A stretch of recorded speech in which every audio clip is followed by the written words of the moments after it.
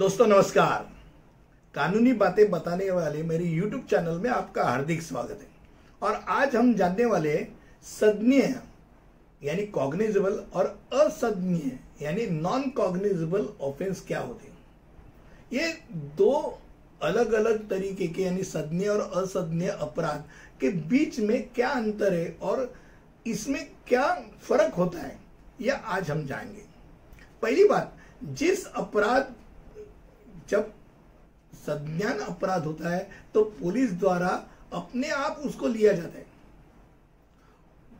Police को अदालत जाने की जरूरत नहीं, अदालत की मंजूरी की जरूरत नहीं पड़ती। मान लो बाजू के रास्ते में कोई आदमी गिरा हुआ पड़ा है, उसको किसी ने चाकू भोंक दिया है, चाकू से उसको घायल कर दिया है और पुलिस को इंफॉर्मेशन मिल गई तो पुलिस उसको ये नहीं बताएगा कि देखो भाई उसका कोई है क्या रिश्तेदार, उसको आने दो, कंप्लेन करने दो, फिर देखेंगे, क्योंकि वो दखल पात्र है यानी संज्ञेय ऑफेंस है, कॉग्निजेबल ऑफेंस है। उसको उसका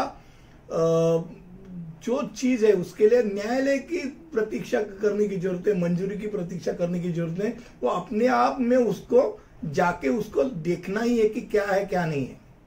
अब दूसरी जो बात रही थी गैर संज्ञेय अपराध यानी नॉन कॉग्निजेबल ऑफेंस, उसमें क्या होता है, इसमें जैसे नाम से पता चलता है कि जहां अपराध में पुलिस को किसी व्यक्ति को अपराध के लिए गिरफ्तार करने की जरूरत नहीं रहती, उसको गिरफ्तार करने की जरूरत नहीं रहती, उसके ऊपर केस करने की जरूरत नहीं थी, कॉग्निजेंस लेने की जरूरत नहीं रहती।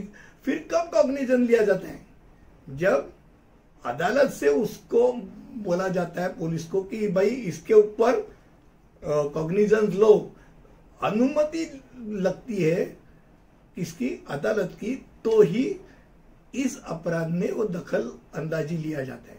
अब संज्ञेय यानी कॉग्निजेबल अपराध में पुलिस किसी को भी बिना वारंट के गिरफ्तार कर सकते हैं। असंज्ञेय अपराध में किसी को भी गिरफ्तार नहीं कर सकते, उनको अदालत का आदेश लगता है। संज्ञेय अपराध में जो अपराध है वो घिनौने अपराध रहते, जिसमें बलात्कार हो, हत्या हो, चोरी हो, अपहरण हो, ऐसे अलग अलग जो घिनौने अपराध है, जिन अपराध को नजरअंदाज नहीं किया जा सकता, ऐसे अपराध जिसको इंडियन पिनल कोड में 7 साल या 7 साल से अधिक की शिक्षा दिए या पूर्ण आयु की शिक्षा दी, लाइफ इंप्रिजनमेंट दिए या उसको फांसी की शिक्षा दिए, ऐसे जो अपराध है वो अपराध ये संज्ञेय अपराध में डाल सकते हैं, जिसको कॉग्निजेबल ऑफेंस बोलते हैं।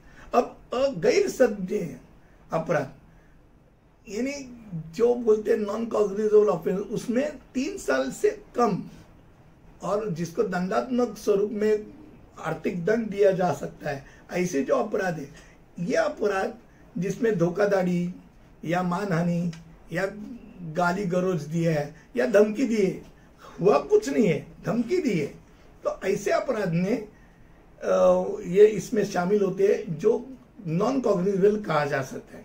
अब संज्ञेय अपराध के लिए कोई भी एफआईआर भी कर सकता है और मैजिस्ट्रेट से शिकायत कर सकता है, पर असंज्ञेय अपराध में सिर्फ मैजिस्ट्रेट के पास शिकायत कर सकता है।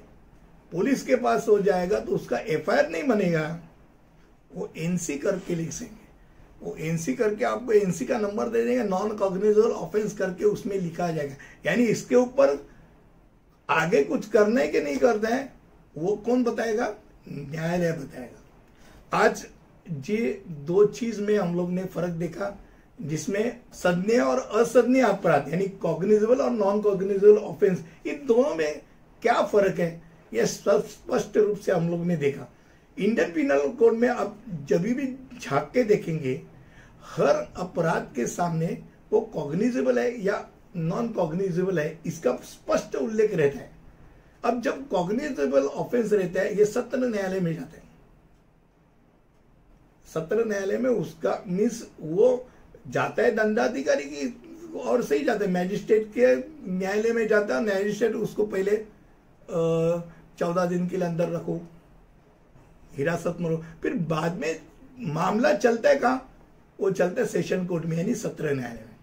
अब नॉन कॉग्निजेबल ऑफेंस का जो रहता है वो प्रथम मैजिस्ट्रेट कोर्ट में ही होता है, वो सत्र न्यायालय में नहीं होता है। ये दोनों में फर्क, ये इंपॉर्टेंट फर्क है। मुझे लगता है मैं कम शब्दों में आपको इन दोनों का फर्क बताया। आपको अच्छा लगा तो जरूर लाइक, शेयर और सब्सक्राइब कीजिए, और अगले वीडियो तो ऐसे ही कुछ अलग सा हट से विषय लेके रहेंगे। तब तक के लिए अनुमति दीजिए, धन्यवाद।